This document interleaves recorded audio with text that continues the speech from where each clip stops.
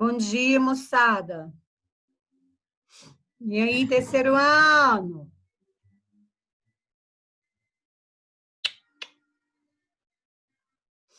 Tudo bem? Ontem, sábado. Hã? Boa tarde, Ana Clara, boa tarde, Líbina.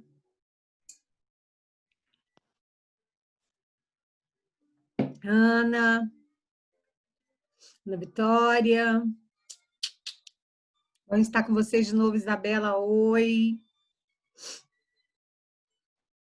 Olá. Tererê, tererê. Olha, temos uma cantora aí, que linda. Ana? Legal. Bom, pessoal, só está chegando aí. Oi, Lucas. Então,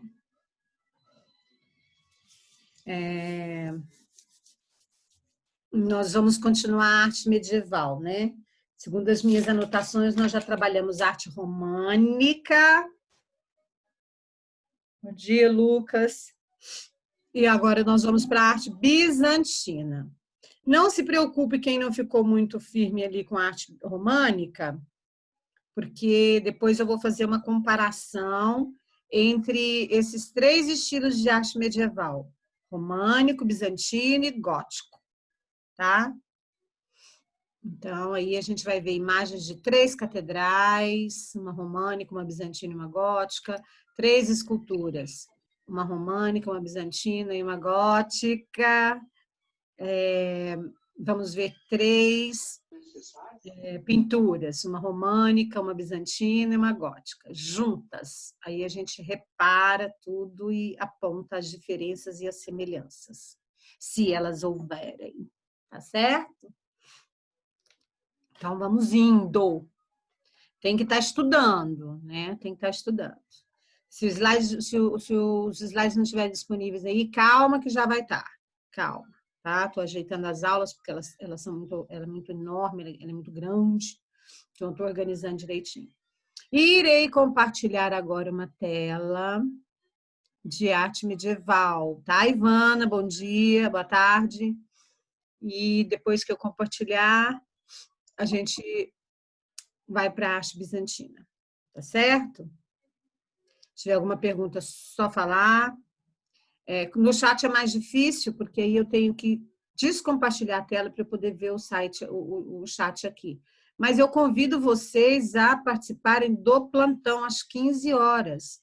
Você entra no plantão, você faz sua pergunta, eu respondo e você sai se você não puder ficar ele todo. Mas tem plantão toda segunda-feira, das 15 às 16 horas, tá? Vai lá no plantão para resolver suas dúvidas.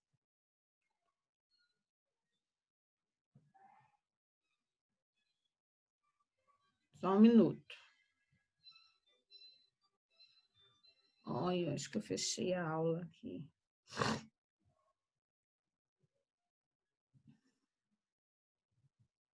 Só um pouquinho, deixa eu só abrir aqui a aula aqui. Ok.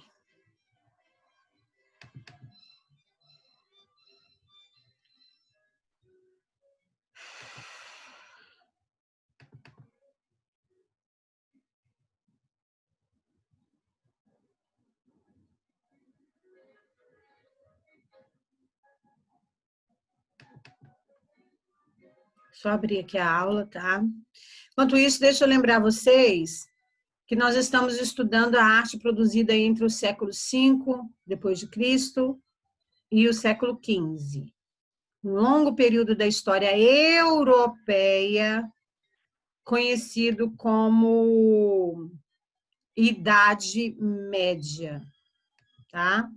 Período conhecido como Idade Média.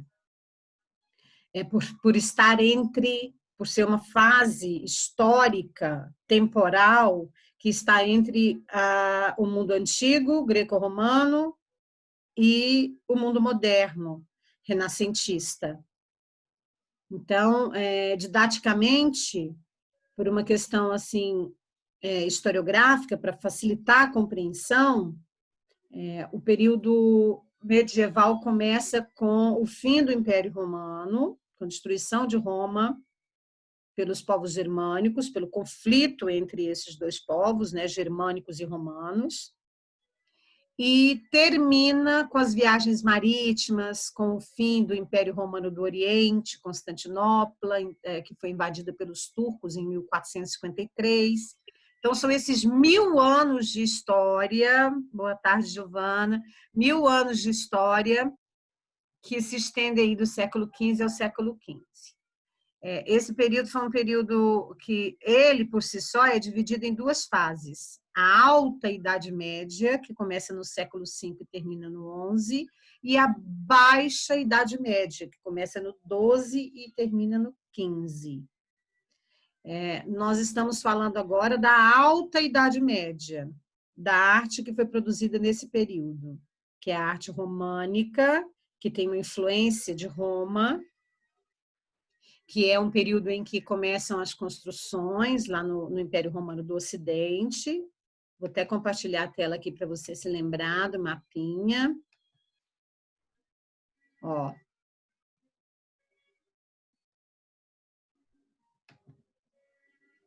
Aqui nesse mapa a gente tem uma percepção bem clara, olha, do que era o Império Romano na Antiguidade. Tudo isso aqui era domínio romano. E o Teodósio dividiu, claro, com uma linha imaginária, né, o império em duas partes. A parte ocidental continuou com capital em Roma, e foi ela que se feudalizou. Foi aqui que se desenvolveu a arte românica. Aqui que a Igreja Católica estabeleceu o seu domínio cultural, moral, comportamental, né, sobre o comportamento, sobre a moral, sobre o saber, sobre o conhecimento. Foi aqui. No lado oriental, que passou a ser conhecido como Império Bizantino, a Igreja Católica não se estabeleceu. Aqui nós tivemos os cristianizou, são povos cristãos, receberam influência cristã, principalmente na Europa, né? Nem tanto no Egito, não, mas aqui na Europa, nessa parte grega. Porém, essa igreja que se desenvolveu aqui é diferente da católica. Por exemplo, aqui você tinha um imperador que, ao mesmo tempo, ele tinha funções políticas, ele organizava as guerras, cuidava das questões oficiais do império, mas, ao mesmo tempo, ele também presidia, organizava, orientava os cultos. Ele também tinha uma função espiritual, religiosa. Isso tem um nome em especial, cesaropapismo. Então, o imperador ele era César, tinha o título de César, né, que ele herdou lá da época de Júlio César, lá de Roma, e de Papa, entendeu? Então, nós temos um povo cristão, mas com orientações, com ortodoxias diferentes, com regras diferentes. Aqui o catolicismo, aqui a igreja ortodoxa, que tem rituais diferentes, que tem uma estrutura hierárquica diferente, entendeu? Como eu disse e repito, aqui a gente teve a arte românica e aqui a arte bizantina, por causa da capital do Império Romano do Oriente, que era Bizâncio, que também é chamada de Constantinopla, em homenagem a Constantino. E hoje, se você for pegar um avião para visitar essa região, você tem que comprar uma passagem para Istambul, que é a antiga Bizâncio. E hoje, aqui, antes de você viajar, nós vamos falar de arte bizantina, tá bom? Arte bizantina. Então, vamos lá. A arte produzida no Império Romano do Oriente. Depois nós vamos comparar, aí vai ficar tudo claro. Depois a gente vai fazer um resumão e aí a gente vai entender direitinho quando a gente comparar a arte. Bom, mas agora é importante que você saiba que nós estamos no século 6, 5, 6 depois de Cristo e estamos lá no Oriente, na região onde hoje é a Turquia. Mas naquela época era Bizâncio. Tá claro? Bom,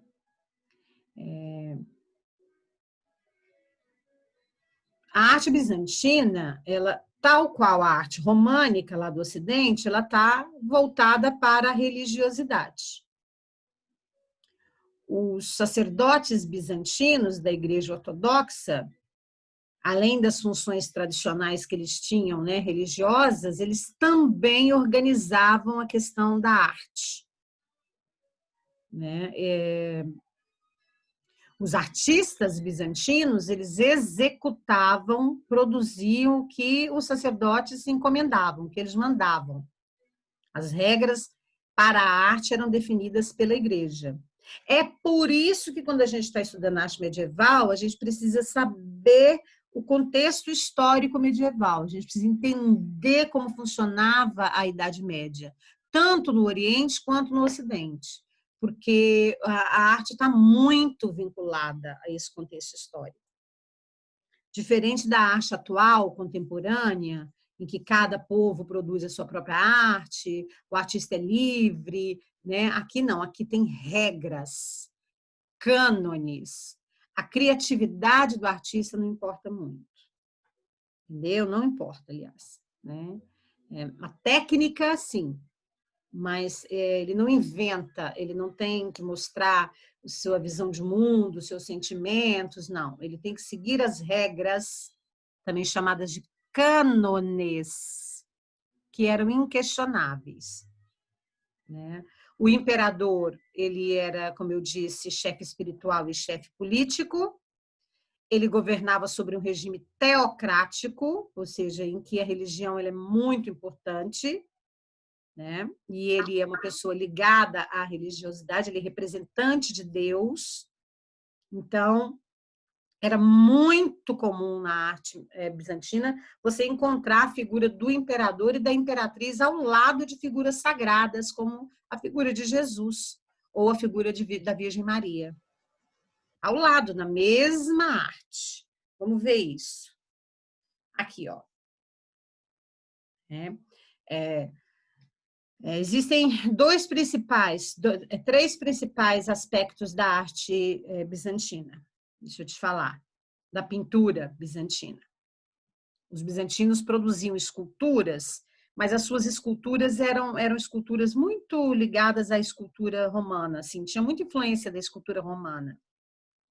Eles se diferenciaram mesmo na pintura.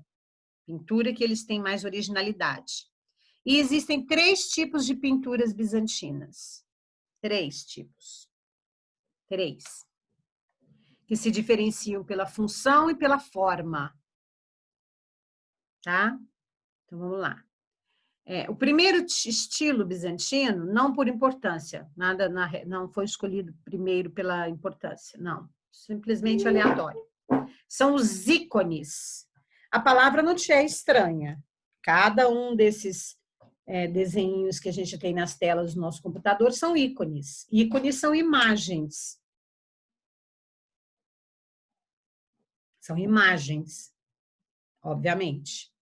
Né? Mas os ícones bizantinos, eles eram quadros portáteis. Quadros como esses que a gente tem em casa. Você tira de um lugar, põe no outro.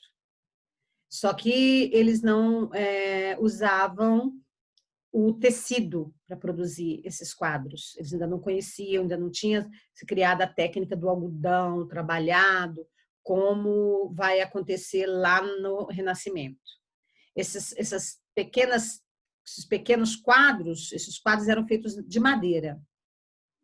A madeira das árvores era cortadas em pequenos tabuleiros assim, lixado, né? Eles retiravam, derrubavam as árvores, usavam madeira para tudo, né? Usavam madeira para fogueiras, usavam madeira para construir as casas, mas também faziam pequenos, né? Ou grandes, médios, grandes não. Normalmente é pequeno. Chapas, placas, tábuas de madeira. Lixavam, trabalhavam bastante, lixavam, né? E daí colocavam num cavalete, num suporte e pintavam. E os motivos, os temas, eram muito ligados à Virgem Maria, ao Menino Jesus ou o retrato de Jesus. Entendeu? Essa é a temática. Vamos conhecer um. Olha só. Claro que a fotografia está perfeito, né? Nós não temos a dimensão dessa obra. Parece perfeito. Mas tem as suas intempéries, destrói um pouco, né? Então, isso aí é bem tratado. Esse é um dos ícones mais bem conservados. A Igreja Católica teve essa vantagem, né? Como ela sobreviveu às guerras, né? Ao longo dos séculos, milênios, né? 2 milênios, ela pôde proteger as suas obras. Veja que esse é um ícone que representa uma mensagem, né? Religiosa. Aqui, o fiel, quando olha, ele vê a Virgem Maria e o Menino Jesus. Mas o curioso, no traço, no que diz respeito ao traço, ao desenho, a gente percebe que não há uma preocupação com a questão da proporção. Veja que o Menino Jesus parece até mais, ele nem parece um bebê, ele parece mais um adolescente, né? Ele é representado assim mais como adolescente, jovem, isso é uma característica da forma de representação de Jesus no mundo bizantino. Ele é sempre representado jovem, ou como adolescente ou como homem maduro. Uma outra característica da representação de Jesus no Império Bizantino é que ele não é representado na cruz. A paixão de Cristo, aquela história, né, maravilhosa do sacrifício de Jesus, né, preso na cruz, é um aspecto da Igreja Católica. A Igreja Católica ela releva mais essa questão do sacrifício de Deus, de Jesus pela humanidade. Os bizantinos eles já relevam, valorizam mais o aspecto do Jesus evangelizador. Então ele vai aparecer mais mais jovem e com o evangelho nas mãos. Ou aqui com a mãe. A desproporção da mão dela, primeiro que existe uma desproporção do próprio corpo de Jesus, né? O rosto é muito pequeno, os membros inferiores maiores, não tem definição anatômica, o manto, a roupa que ele veste, encobre isso, né? No caso da Nossa Senhora também, da Virgem Maria também, o manto, né, é mais geometrizado, né? A figura é mais geometrizada. A escultura é mais geometrizada. Isso é um traço oriental, né? E as mãos dela, né, são meio dissociadas do corpo. Mas isso é uma regra geral. Por quê? Porque eles não sabiam desenhar? Não, porque a forma do corpo humano não importa. Eles não são antropocêntricos. O que importa é a mensagem da obra. É a mensagem do marianismo, né? Da Virgem Maria, da santidade dela. E isso está representado aqui, ó, com a auréola. Todas as figuras sagradas, elas vêm com essa auréola que significa a iluminação, que diferencia as figuras sagradas das figuras comuns. Os tons também são bastante repetitivos, eles usam tons em terra, tons em verde e preto. O verde simboliza o renascimento, os tons em terra, né, os tons marrom, vermelhado, simbolizam a terra, significa natureza. Né? Bem assim. Aqui mais um ícone, tá vendo? Já podemos perceber que ele está bem danificado. Alguns são passíveis de restauração, outros já é muito difícil de restaurar. Veja que você tem, ó, pequenos filetes de tábua, tá vendo? Aqui dá para ver bem, ó, que o artista uniu as tábuas, colou a tábua, né? Mais uma vez, Cristo, né, a figura de Jesus e a figura da Virgem, né, nessa atitude de candura, né, de afeto aqui entre o filho e a mãe, né? Então, esses são ícones. Esses ícones eram usados para enfeitar as casas, para ser colocados nas casas, para demonstrar a devoção dos fiéis a Maria e a Jesus. O segundo estilo... só mais uma observação. Em 787, no século VIII, portanto, depois de Cristo, houve um concílio, uma reunião da igreja, que definiu das igrejas do Oriente, certo? Das igrejas do Império Bizantino. E foi nessa reunião, ou seja, nesse concílio, que foram decididas as regras, né, para a representação dos santos, para a representação das figuras sagradas. E a partir daí, então, essas regras se tornaram fonte de referência. Os artistas, então, eles não podiam fazer figuras, criarem figuras de acordo com os seus próprios interesses. Então, isso foi uma determinação. Veja só, um concílio na cidade de Niceia definiu as regras para a representação das figuras sagradas. O objetivo do uso dessas regras para a representação de figuras sagradas é que, então, o povo analfabeto, né, porque o analfabetismo era geral em todo o Império Romano, todo o mundo antigo, até mesmo nobres não sabiam ler e escrever. Isso era uma atividade ligada à igreja, né, ligada aos sacerdotes, aos monges. O motivo era para que os fiéis pudessem conhecer o Evangelho, entendeu? Conhecer o Evangelho. Então, não havia necessidade, né? A arte não existia por si só. Não era para ornamentar, para enfeitar, para agradar. Não era para isso. Era para representar mesmo a mensagem divina, né? Para repassar essa mensagem, para evangelizar. A outra característica da arte, outro aspecto da arte bizantina são as iluminuras, as miniaturas. Miniaturas eram pequenas pinturas usadas nas ilustrações ou nas iluminuras dos livros. Então, já se começava a produzir, né, os livros relativos ao Evangelho, e da mesma forma que os ícones, né, essas miniaturas vão aparecer até o século IX. E a temática, claro, é o texto sagrado. Então, é a Bíblia. Então, o conteúdo é religioso. Mas havia algumas miniaturas de conteúdo científico.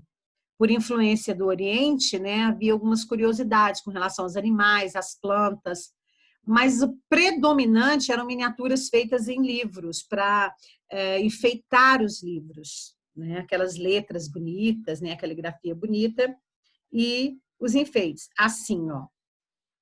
Então, páginas de um livro, o texto e as pequenas miniaturas, porque elas são bem pequenininhas mesmo. Aqui está parecendo um quadro, mas não é. É um pedaço de uma página do livro.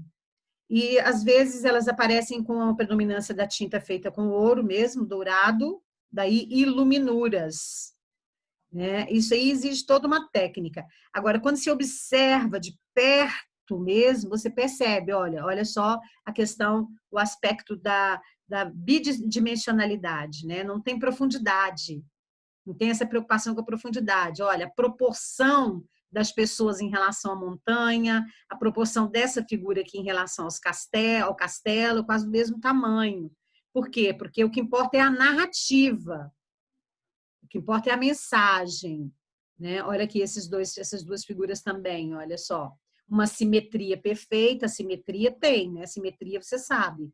É quando você divide a obra e você tem um lado igual ao outro, a simetria está aqui. Mas a proporção, a perspectiva ainda não é algo do que se preocupar, com que se preocupar. O que precisa se preocupar é com a mensagem do texto, a mensagem, né, e a corroboração que existe entre texto e imagem. Essas são as miniaturas. O terceiro tipo são as pinturas. Ah, mas isso aqui não é pintura? É pintura, mas é um estilo de pintura especial, que tem, né, características próprias, que é de enfeitar, né, colaborar, né,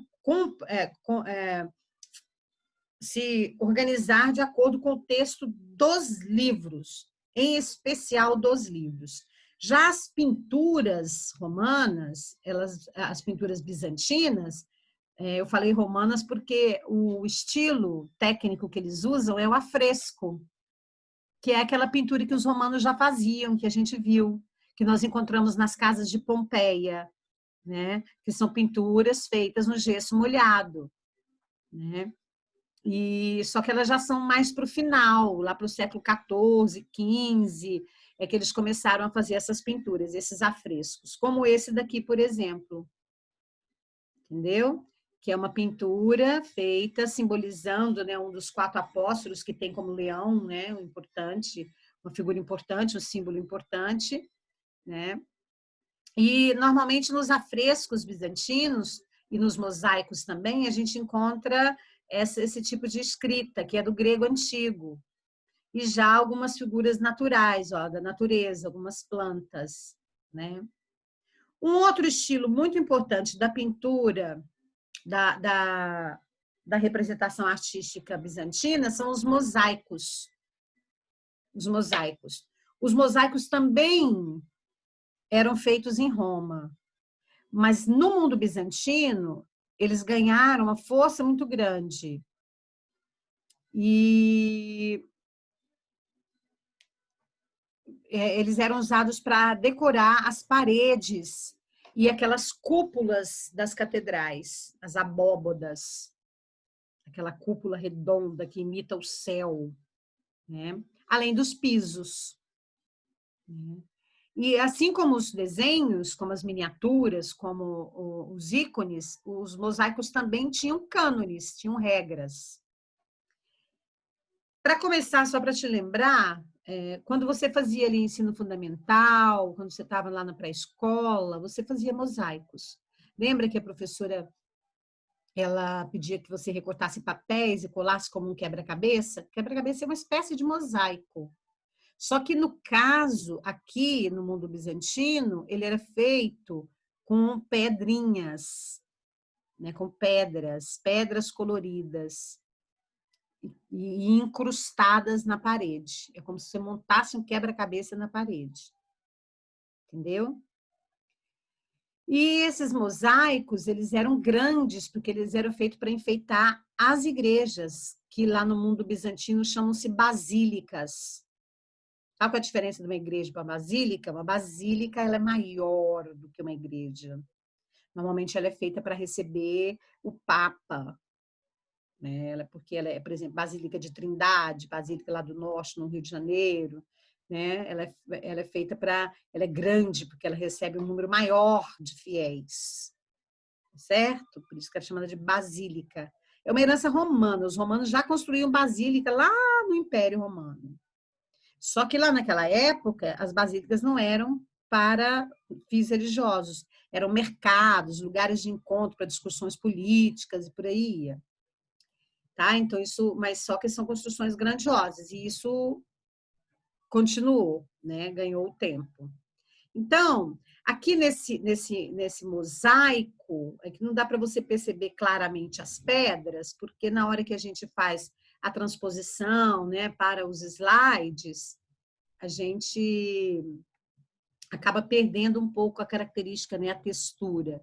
Mas aqui, olha, eu quero que vocês prestem atenção no desenho, nas regras para se fazer os desenhos. Tá vendo? Cristo representado como jovem, sem barba. Ele tem a auréola, que é a representação, o símbolo do sagrado, e a auréola dele é diferente, porque ela parece com uma cruz atrás.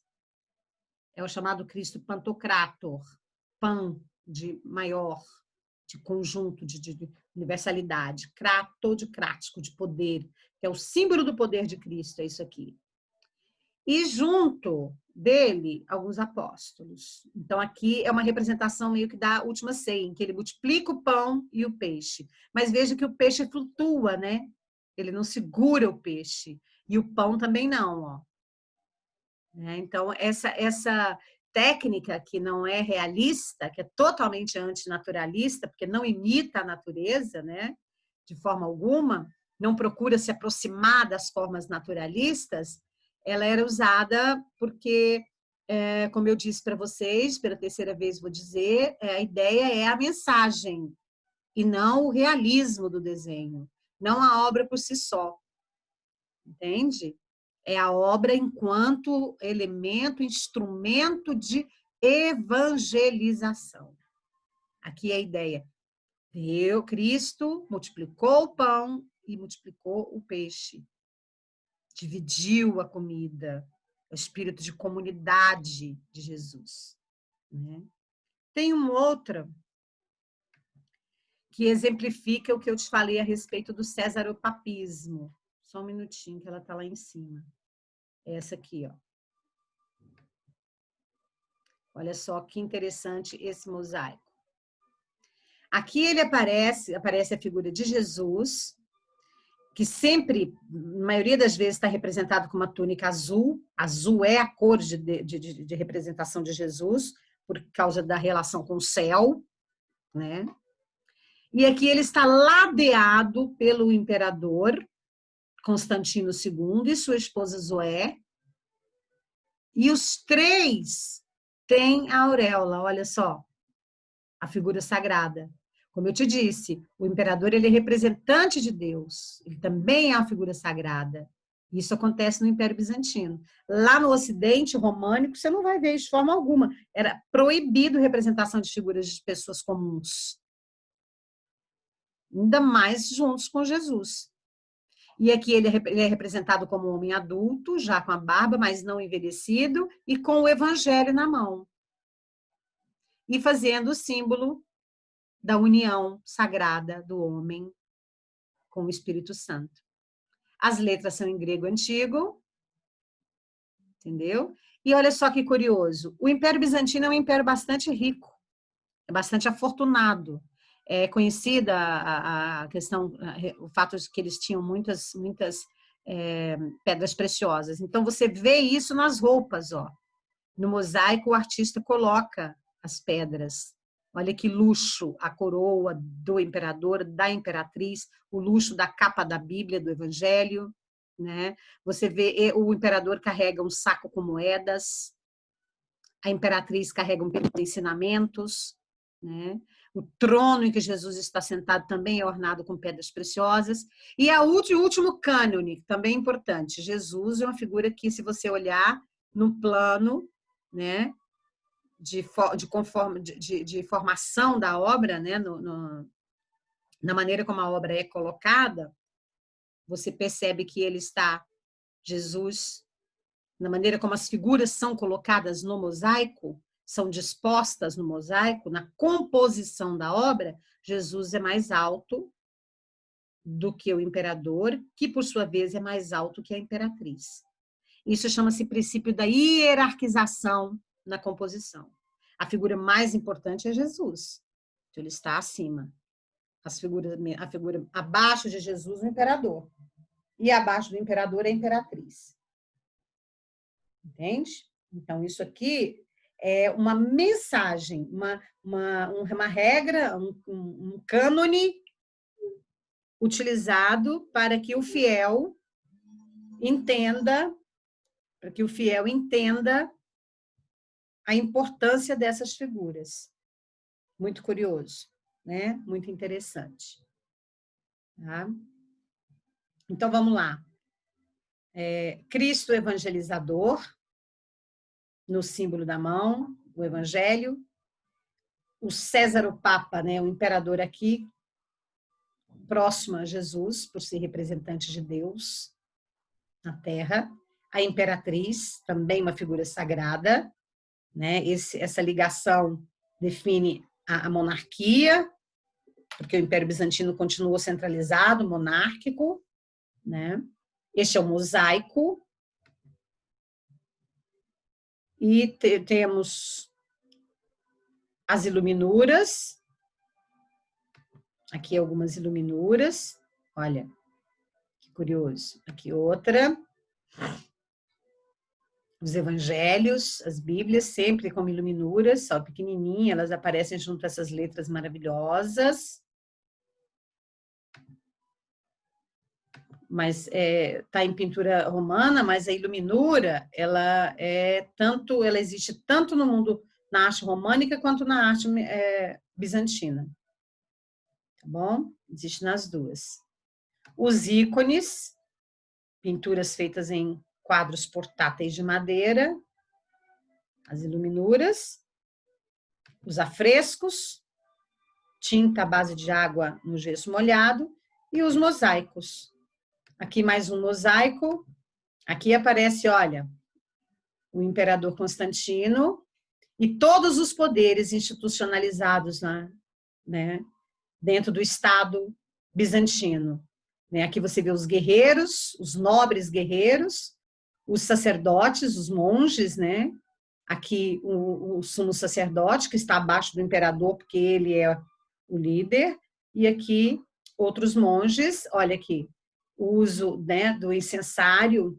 Nas igrejas ortodoxas, eles usam esse incensário para purificar toda a igreja na hora dos cultos, né? As cores preeminentes, né, que não tem a figura de Jesus, mas aparecem as figuras tradicionais. A cor da terra, vermelho, que significa a terra, a força, né, a vida. O branco da paz, o verde da esperança, né, da soberania. Então, é bem interessante esse mosaico, né? E assim vai, né? Importante um outro mosaico aqui, que é o Cristo Pantocrático. Cristo Pantocrático é a figura de Cristo representada com uma auréola que tem uma cruz e com a mão na forma de bênção, a posição de bênção. Você vê que o Papa, né, esse gesto que ele faz assim com o dedo sutilmente é o símbolo da bênção. Aqui ele está com ele, ó. E aqui dá para você ver as pedrinhas incrustadas direitinho, ó. Uma harmonia perfeita e equilíbrio. Né? Tá dando para ver direitinho. Muito bem, senhores. Então, nós encerramos essa aula de hoje com a arte bizantina, pintura. Na aula que vem, nós falamos sobre escultura nos 3 estilos. Falamos sobre gótico, mas aí depois amarramos tudo, tá? Eu convido você mais uma vez para o plantão às 15 horas, caso você tenha alguma dúvida, tá bom? Um grande abraço, uma semana de luz e paz para todos e até segunda-feira da semana que vem. Amores! Tchau! Obrigada, Isabela! Obrigada, Ana Vitória! Bye, bye! Tchau, tchau! Beijo! Plantão!